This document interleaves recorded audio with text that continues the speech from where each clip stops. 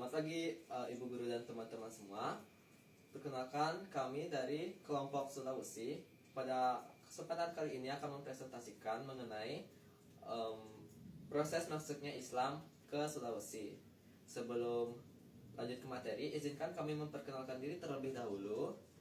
Dari saya, absen terkecil. Perkenalkan, nama saya Andika Pratama, absen 3. Perkenalkan, nama saya Ayu Kade Amanatullah Dewi, nomor absen 4.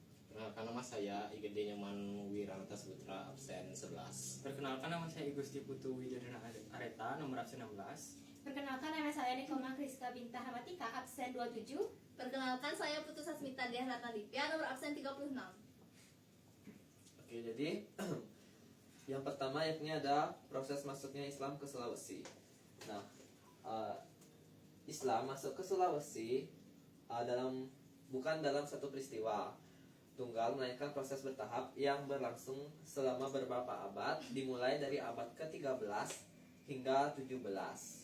Selanjutnya, penyebarannya melibatkan berbagai jalur dan aktor, termasuk pedagang, ulama, dan juga misionaris dari berbagai wilayah seperti Gujarat, Malaka, Jawa, dan Sumatera. Nah, proses ini dipengaruhi oleh faktor-faktor politik, ekonomi, dan sosial budaya lokal.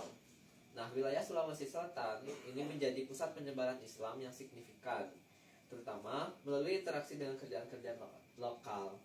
Selanjutnya yaitu ada sejarah berdirinya Kesultanan Gua Talu. Terletak di Makassar, Sulawesi Selatan. Kerajaan ini awalnya menganut kepercayaan animisme dan dinamisme. Talu awalnya adalah dua entitas yang bersatu karena aliansi politik dan agama. Setelah memeluk Islam, kedua kerajaan menjadi Kesultanan Islam Gua Talu. Awalnya kerajaan Goa dibagi menjadi dua setelah wafatnya Raja Goa ke-6, Tonatangka Lopi, dan dua putranya berebut tahta, sehingga terbentuklah kerajaan Talu. Namun kedua kerajaan tersebut kemudian bersatu di bawah pemerintahan raja, dan sejak saat itu disebut sebagai kerajaan Gua Talu.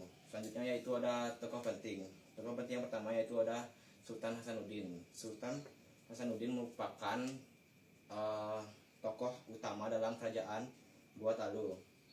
Sultan Hasanuddin biasa juga disebut sebagai ayam jantan dari timur. Ia memerintah pada masa kejayaan kerajaan dan memainkan peran penting dalam memperluas wilayah, memajukan perdagangan, dan memimpin perlawanan terhadap VOC. Selanjutnya yaitu ada tokoh penting yang kedua yaitu Sultan Alauddin. Sultan Alauddin memiliki peran penting dalam penyebaran Islam di beberapa wilayah, khususnya di Goa, Sulawesi Selatan, dan Aceh. Sebagai Raja Goa pertama yang menerima Islam, ia berperan dalam mengislamkan kerajaan dan masyarakat setempat. Selain itu, Sultan Alauddin Riayat Shah Al-Kahar dari Aceh juga dikenal karena perannya dalam memperkuat Kesultanan Aceh dan perlawanannya terhadap Portugis. Peran Kesultanan Kerajaan Gua Talu. Yang pertama, pusat pengislaman. Gua Talu menjadi Islam sebagai agama resmi kerajaan pada abad ke-17 dan menjadi pusat pengislaman di Sulawesi Selatan, bahkan ke wilayah-wilayah lainnya seperti Bima. Yang kedua, penyebaran Islam. Gua Talu menyebarkan Islam melalui berbagai cara, termasuk dakwah dan peperangan. Yang ketiga, pusat perdagangan. Gua Talu menjadi pusat perdagangan yang penting, terutama di pelabuhan Somba Opuh yang menghubungkan pedagang dari berbagai wilayah. Yang keempat, perlawanan terhadap kolonialisme. Kesultanan Hasanuddin menentang keadilan VOC dan memimpin perlawanan terhadap penjajah di Makassar.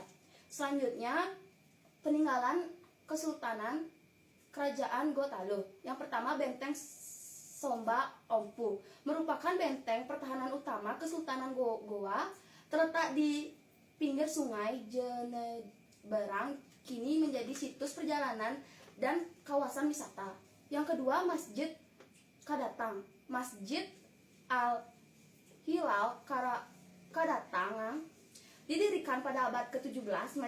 Masjid ini adalah salah satu masjid tertua di Sulawesi Selatan dan menjadi bukti masuknya Islam di Goa. Yang ketiga, Makam Sultan Hasanuddin, terletak di kompleks pemakaman Raja-Raja Goa. Sultan Hasanuddin adalah pahlawan nasional yang terkenal karena perlawanan gigihnya terhadap VOC. Selanjutnya adalah Kesultanan Wajo. Sejarah berdiri Kesultanan Wajo itu, kerajaan Wajo ini berada di Sulawesi Selatan yang berdiri pada abad ke-15 Masehi. Lalu asal-usul kerajaan Wajo ini memiliki beberapa versi tradisi lisan seperti Kisah Wi Tadampali dan Putri Luwu yang diasingkan. Terus selanjutnya itu ada tokoh penting.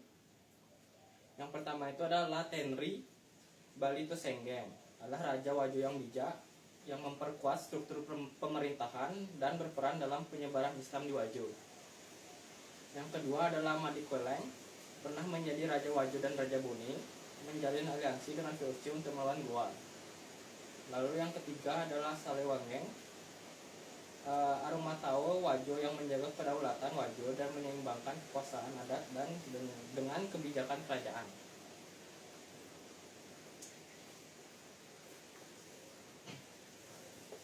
Adapun peran Kesultanan Wajo. Yang pertama, kekuatan maritim dan perdagangan.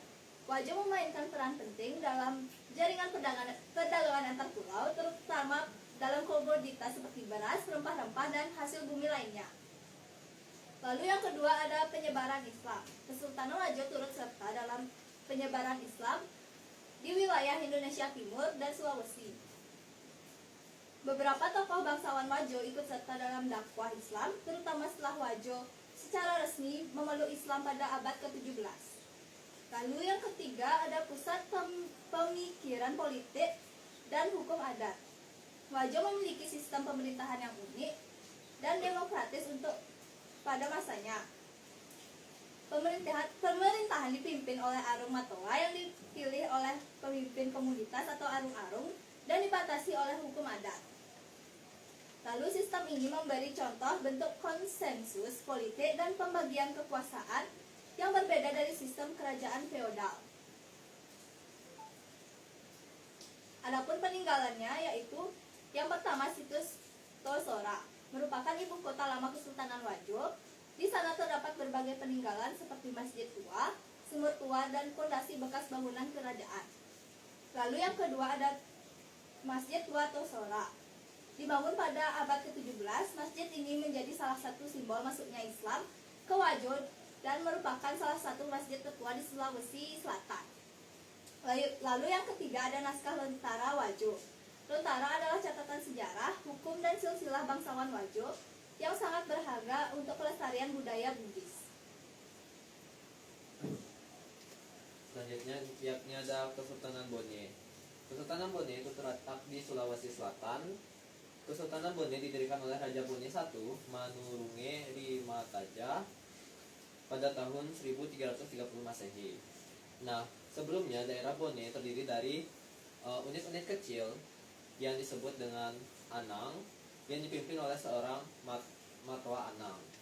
Nah, dari unit-unit ini kemudian terbentuk suatu wanwa atau negeri.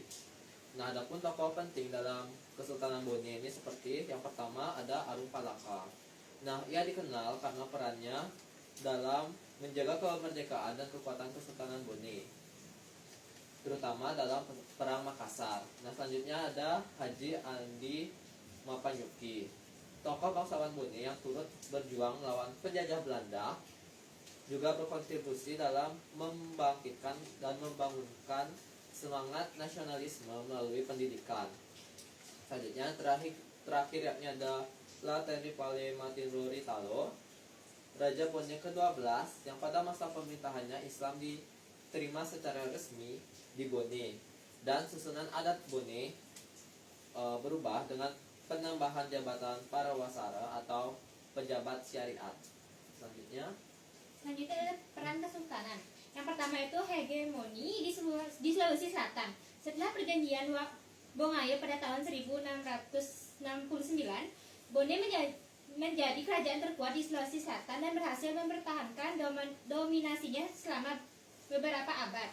Yang kedua itu ada perlawanan terhadap Belanda. Bone adalah salah satu kerajaan yang paling aktif dalam melawan pengaruh kolonial Belanda di Sulawesi Selatan. Mereka terus melakukan perlawanan bahkan hingga akhir abad ke-19. Yang ketiga itu penyebaran Islam. Kerajaan Bone memainkan peran dalam menyebarkan dan memperkuat ajaran Islam di wilayah tersebut, terutama melalui kebijakan Raja La Madareng. Yang keempat itu ada penyatuan wilayah. Bone berhasil mengajak kerajaan kecil lainnya di Sulawesi Selatan untuk bersekutu. Posisinya menjadi sebagai kerajaan utama di wilayah tersebut.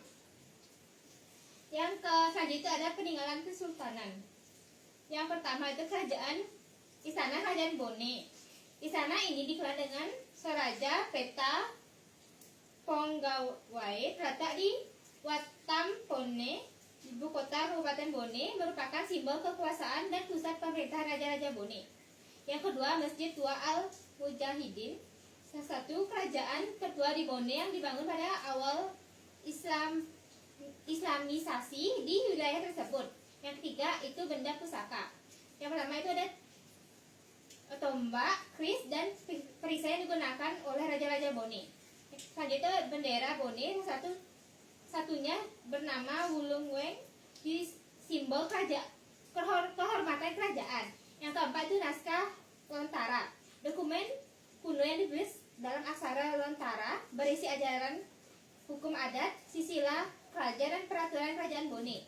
Yang kelima itu makam Raja-Raja Bone. Kompleks makam para Raja Bone termasuk makam Arung Palaka, tokoh penting dalam sejarah Bone dan perlawanan terhadap Kesultanan Goa. Oke, sekian presentasi mengenai proses masuknya Islam ke Sulawesi. Mohon maaf jika ada perilaku maupun perkataan yang salah. Sekian dan terima kasih.